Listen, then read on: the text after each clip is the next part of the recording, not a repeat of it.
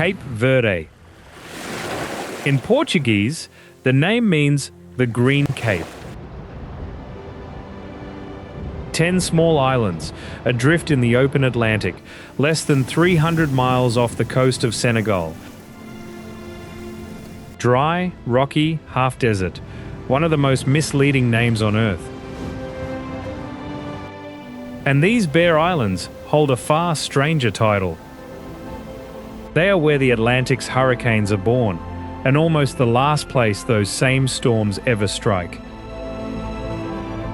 Over the next hour, we travel across all of it.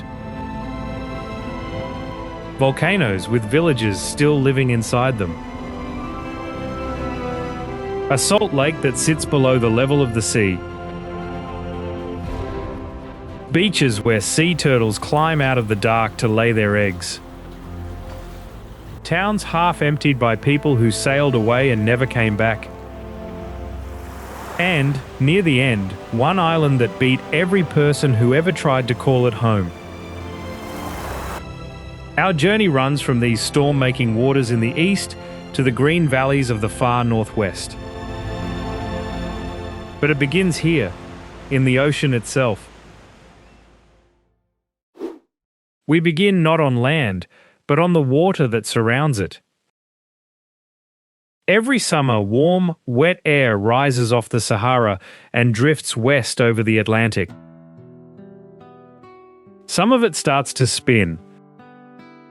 Most of these swirls of cloud pass right by Cape Verde, small, harmless, barely worth a name.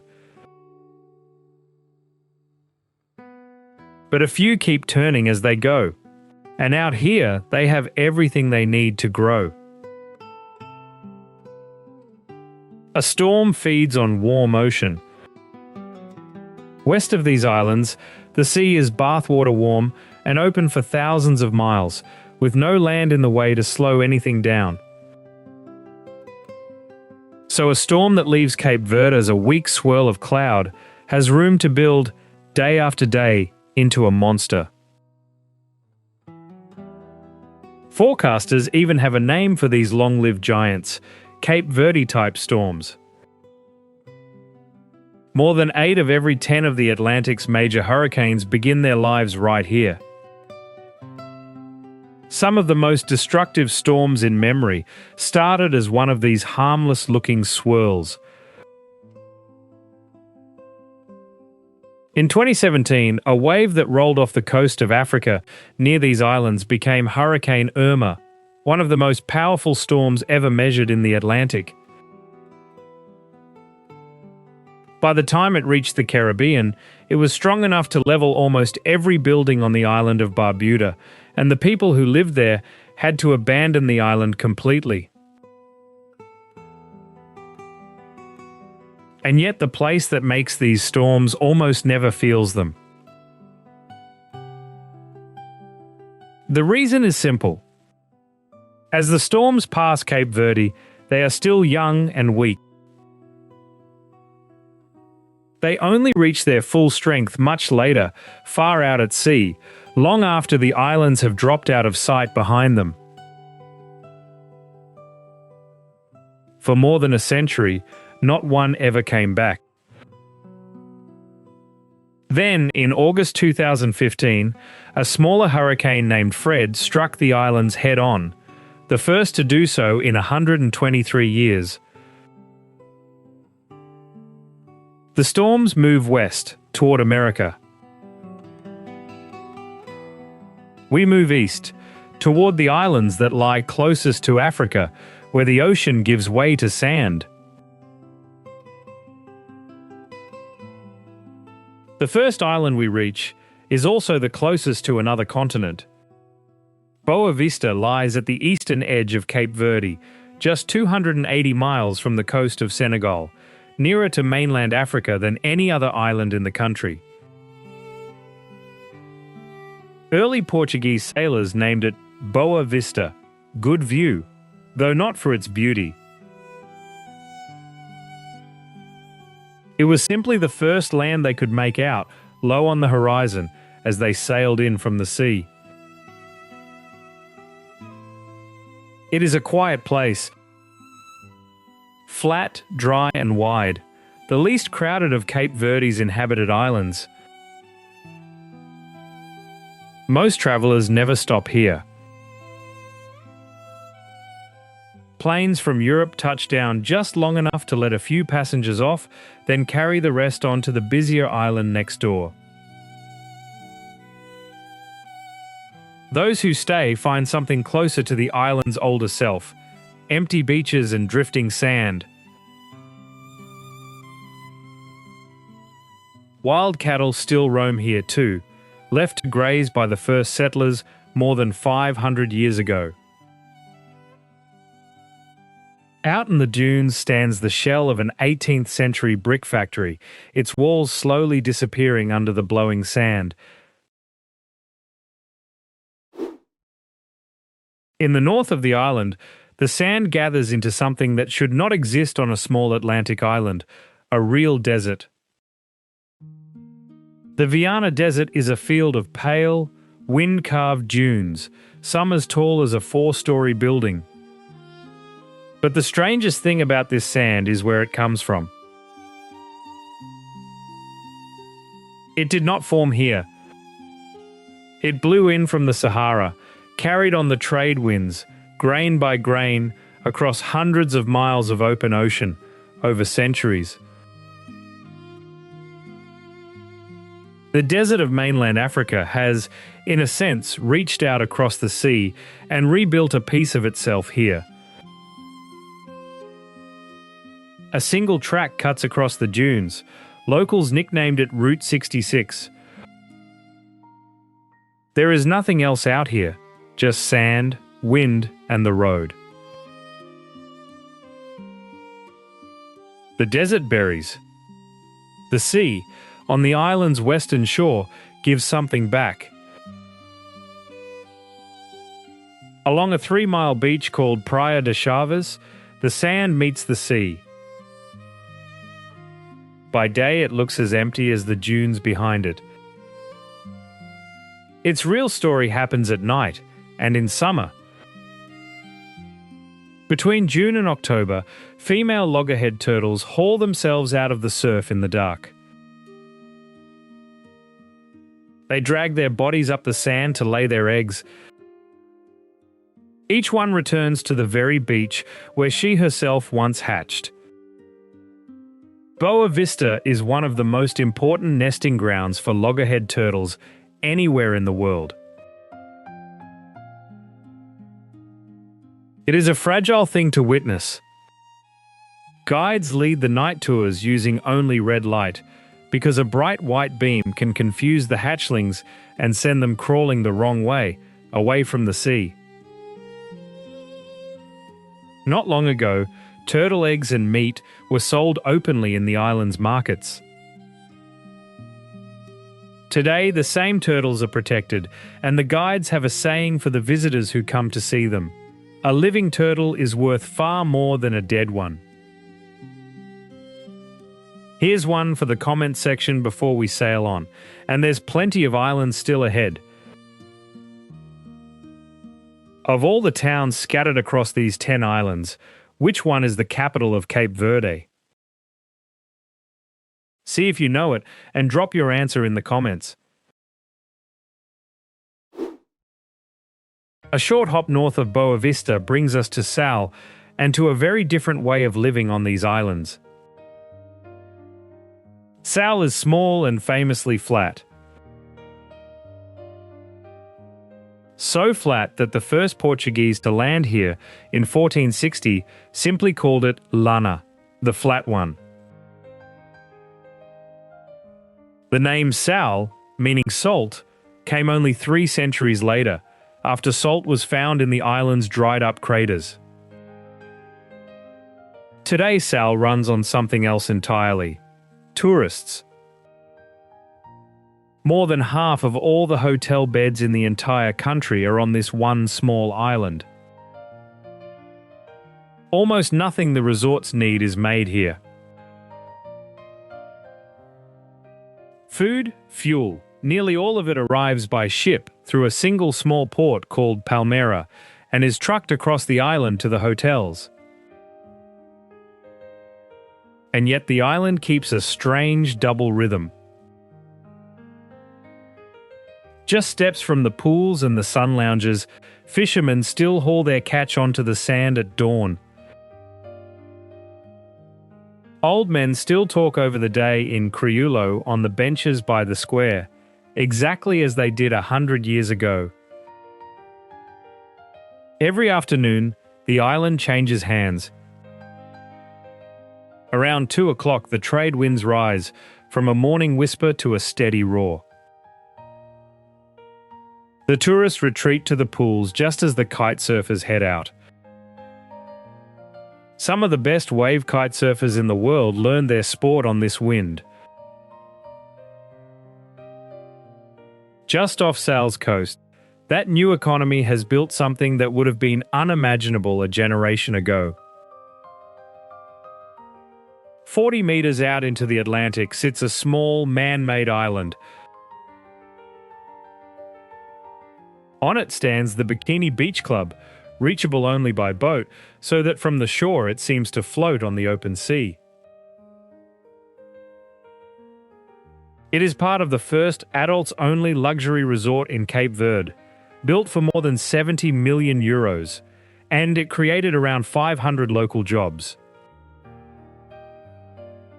Nearby, a single resort holds more than 1,000 rooms, over 1,000 rooms on an island whose villages, not long ago, counted only a few thousand people in total. The club takes its name from the swimsuit, which took its own name from Bikini Atoll, a scatter of tiny islands on the far side of the world. A small artificial island, named after a distant real one, floating off the coast of Africa. The Bikini Beach Club is the newest thing on Sal. Pedra de Lume, in the island's interior, is one of the oldest, and it is where the salt that gave the island its name was actually dug. Here, an old volcano collapsed and left a wide crater nearly 3,000 feet across. Its floor sits below the level of the sea, the lowest point anywhere in Cape Verde. Seawater seeps in through the rock, sits under the tropical sun, and slowly evaporates, leaving the crater floor crusted in white and pink salt. The salt is so dense that a person can lie back on the water and float without any effort at all, the same way swimmers float in the Dead Sea, half a world away. For a time, this was serious money. Salt mining began here in the early 1800s. The white gold was hauled out to waiting ships and sold to Brazil. It left first through a tunnel cut straight through the crater wall, and later by a wooden cable car strung out over the rim. Production stopped decades ago, but the weathered wooden towers of that cable car still stand against the sky, holding nothing. If you trace the island southward on a map, you reach the largest of them all, and the beating heart of the country. Santiago is where Cape Verde began, and where most of it still lives. More than half of all Cape Verdeans call this one island home. It holds a little of everything: rugged mountains, dry steppe, and deep green valleys where the land finally turns fertile. Twice a week, farmers come down from the interior hills around Asomada, carrying fruit and vegetables to one of the liveliest markets in the country. And in that interior stands a living witness to all of it. Near Asomada grows a kapok tree, 40 meters tall, its trunk broad and buttressed, and close to 500 years old. It is the oldest and largest tree in all of Cape Verde, as tall as a 13-story building. It was already standing when the first European city in the tropics was founded down on the coast, a city we are about to reach. That ancient tree is the island's memory of life. The small town on its southern coast holds its memory of sorrow. Cidade Velha, the old city, is home today to only about 1,200 people. It is easy to walk past, and it is one of the most important places in the history of the Atlantic world. It was founded in 1462, which makes it the first permanent European city ever built in the tropics. For a time, it was one of the richest port towns anywhere on the ocean. That wealth came from a terrible trade. Cidade Velha grew into a hub of the transatlantic slave trade.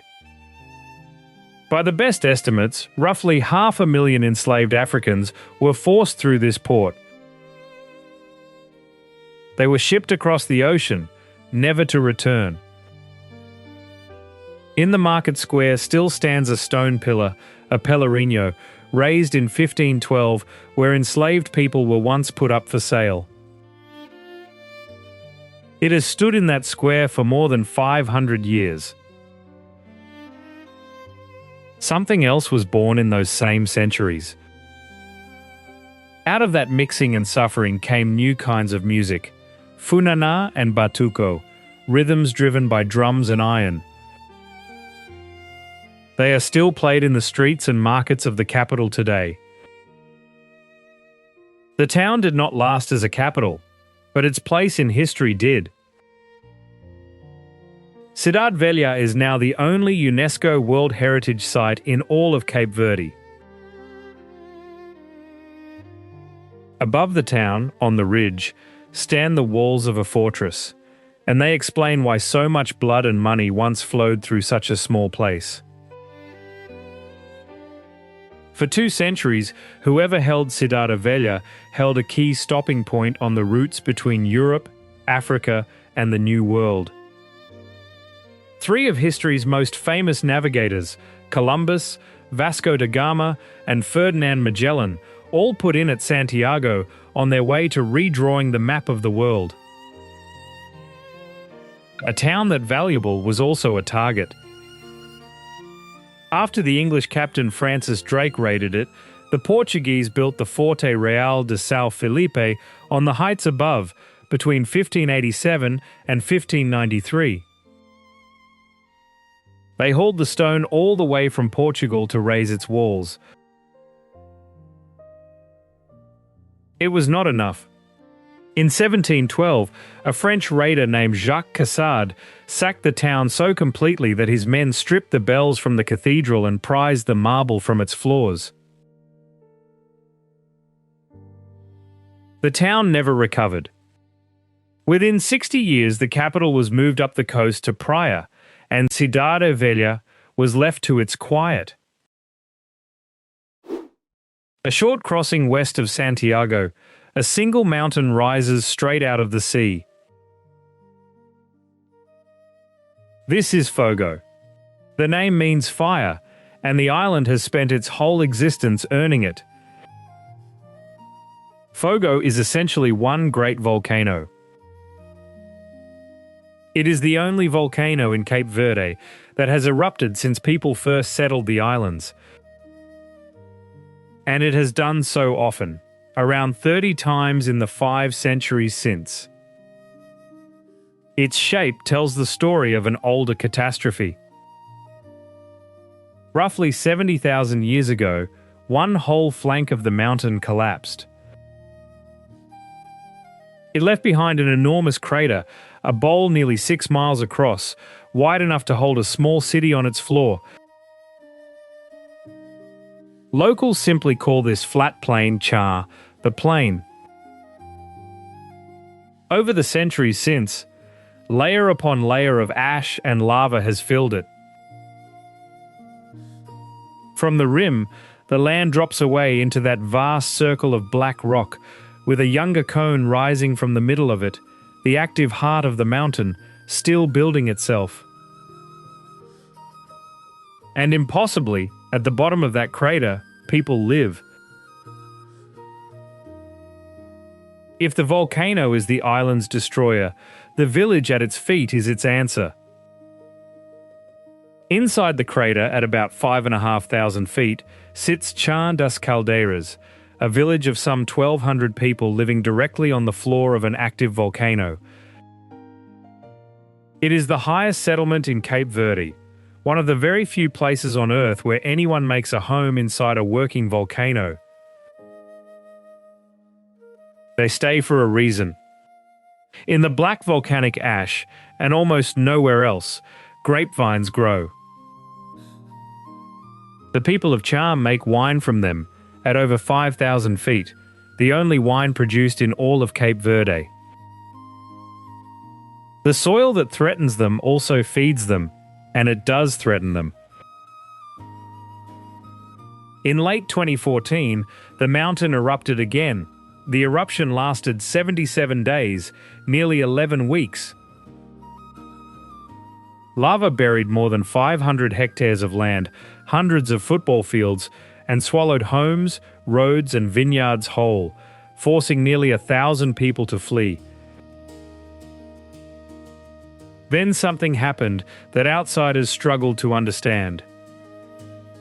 As soon as the lava cooled, many families went straight back.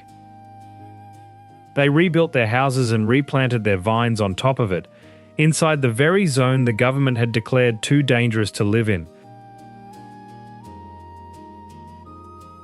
For them, it is not recklessness. The mountain is their home, their livelihood, and their identity. Each eruption is answered not with retreat, but with rebuilding. At dawn on the crater floor, the air still smells faintly of sulfur, where vents in the ground go on breathing out heat long after the lava has gone still. To reach the northern islands, we leave the land behind again and cross open water. And these waters hold their own kind of life. The sea around Cape Verde is a nursery of a gentler sort. It is the breeding and calving ground for a population of North Atlantic humpback whales found nowhere else, a group distinct from every other humpback in the ocean. Each year they gather in the warm water to give birth, in the same sea that builds the hurricanes. How far these whales range only became clear when scientists tracked a single one. It swam from Cape Verde all the way to western Greenland, thousands of miles, from the warm edge of Africa to the cold edge of the Arctic. It was the first time anyone had ever recorded a living thing making that journey between the two far ends of the Atlantic. The same ocean that cuts these islands off from the world also ties them to the whole width of it. The first of the northern islands we come to is dry, even by the standards of a dry country. Sao Vicente has no natural source of fresh drinking water of its own. Not a river, not a spring, and yet, on this waterless rock, grew one of the great cultural centres of the Portuguese-speaking world. Its port town is called Mindelo, wrapped around one of the finest natural harbours in the Atlantic, a deep bay called Porto Grande. In the age of steamships, that harbour made Sao Vicente essential. It became a great coaling station, where vessels crossing the ocean stopped to refill before the long haul onward. The coal is long gone, but the bay still fills with sailboats resupplying for the crossing to the Caribbean. The ships brought more than trade. They brought people, languages, and songs from 4 continents into one small harbour town. Out of that mixing, Mindelo became something no dry, remote island had any right to become, a place people travel to for its music. In 2002, it became official. Mindelo was voted the cultural capital of the entire Portuguese-speaking world. And no one carried the sound of this town further than a barefoot woman who grew up singing in its harbour bars. Her name was Cesaria Evora. She grew up poor in Mindelo, singing in the bars along the waterfront for sailors and dockworkers. She sang a kind of music called mourner, slow, aching songs of the sea, of leaving and of home. At the center of them is a single Crioulo word, saudade. It has no clean translation. It means something close to the ache of missing a person or a place that you may never reach again. For most of her life, almost no one outside the islands had heard of her. Then, late in her career, the world found her voice. In 2004, she became the first Cape Verdean ever to win a Grammy. She performed on the biggest stages on Earth, and she walked onto every one of them barefoot. It was a deliberate act, a tribute to the poorest women of her island and to the years of going without. The world called her the Barefoot Diva. Just across a narrow channel from Sao Vicente lies the island we promised you at the start, the one that beat everyone who ever tried to live on it. Santa Luzia looks, at first, like all it lacks is people. But the reason it has none is simpler and harder than that. The island has no water. People did try.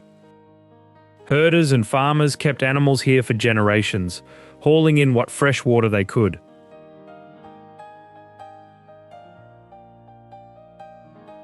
In the end, the water won. In the late 1960s, the last resident, a lone shepherd, gave up and left, and no one has lived here since.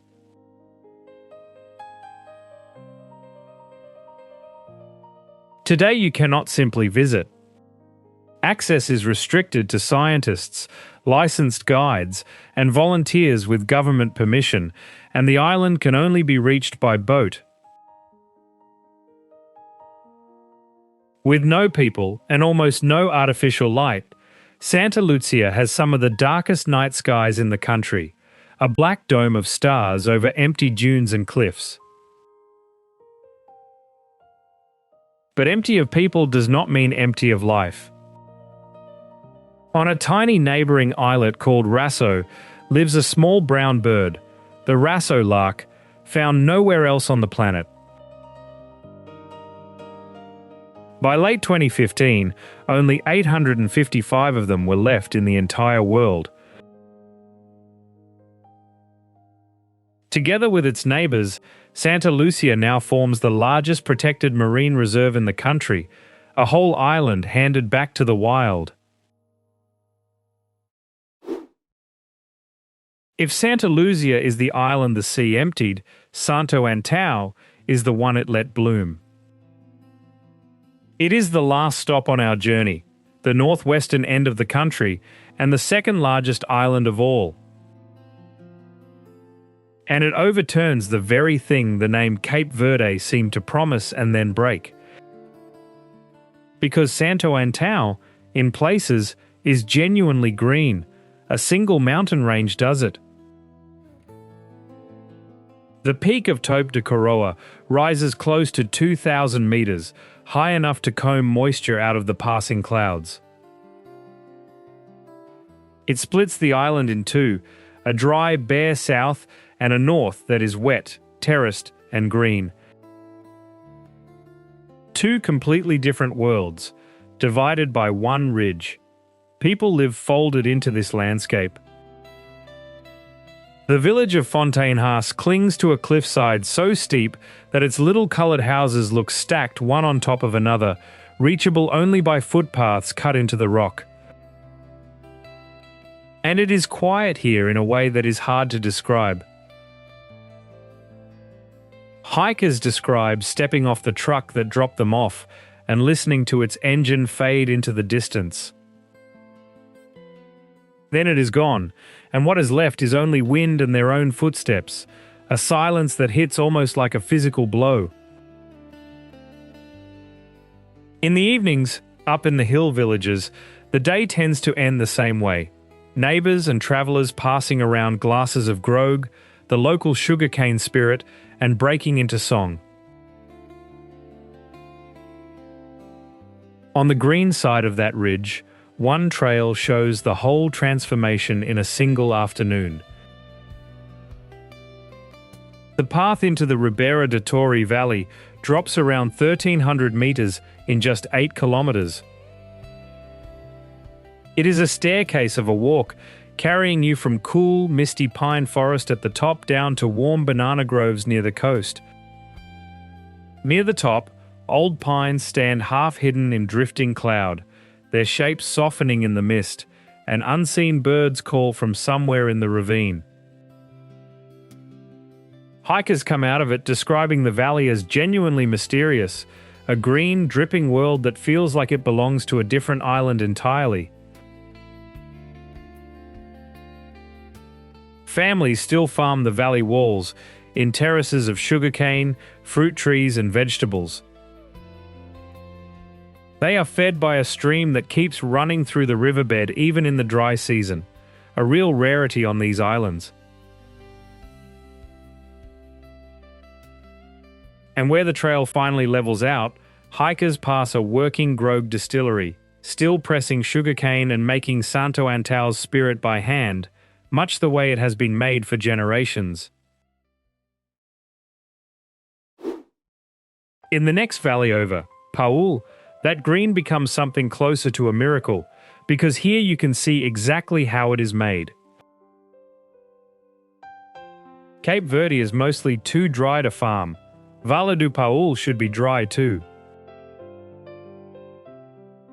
Instead, it is thick with sugarcane, coffee, mango, and more than 45 different kinds of fruit. The secret runs along its slopes, a network of narrow stone channels called levadas, some of them centuries old. They carry spring water down from the high crater and across the terraces, mile after mile, field by field. Every drop is guided by hand-built stone. Walk down into the valley and you can feel the change on your skin. The air, dry and dusty on the ridges above, turns cool and humid and fills with the smell of damp earth and ripening mangoes. It is the same country as the desert of Boa Vista, and it could not feel more different. We have reached the northwestern edge of the country. There is no more land to cross. But there is one last thing to understand about Cape Verde, and it is not on any of the islands we have walked. Remember that word saudade, the ache of missing home. There is a reason it sits at the heart of this country's music. For most of its history, Cape Verde could not feed all of its own people. The land is hard. Barely a tenth of it can grow crops, and the rains have always been unreliable. When they failed, people starved. In the famines of the 1940s alone, roughly 45,000 people died, around one islander in 5.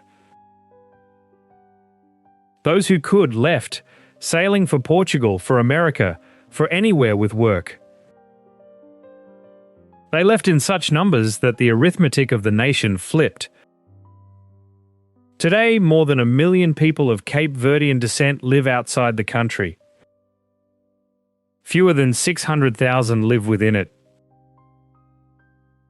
The nation abroad outnumbers the nation at home by roughly 2 to 1. But they never really let go. The money they send back reached a record €284 million in a single recent year, quiet payments that keep households running on every island.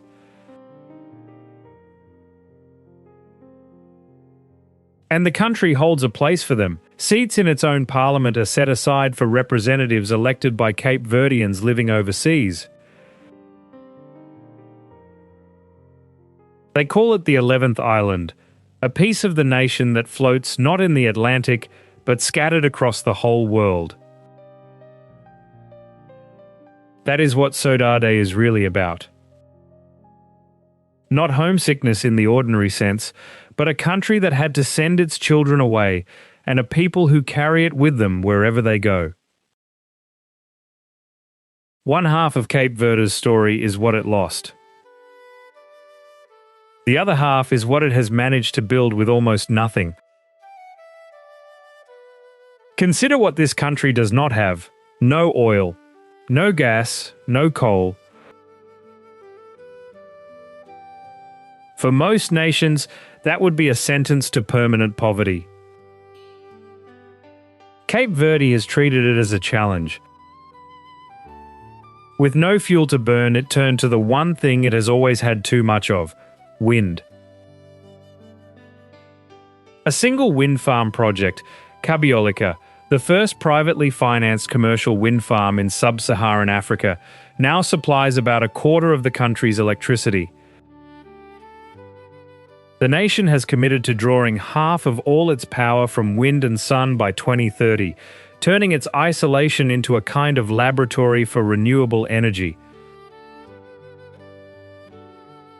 The results add up. In 2008, Cape Verde graduated from the United Nations list of least developed countries to middle-income status. It is one of the very few nations ever to make that leap, with almost no natural resources to sell.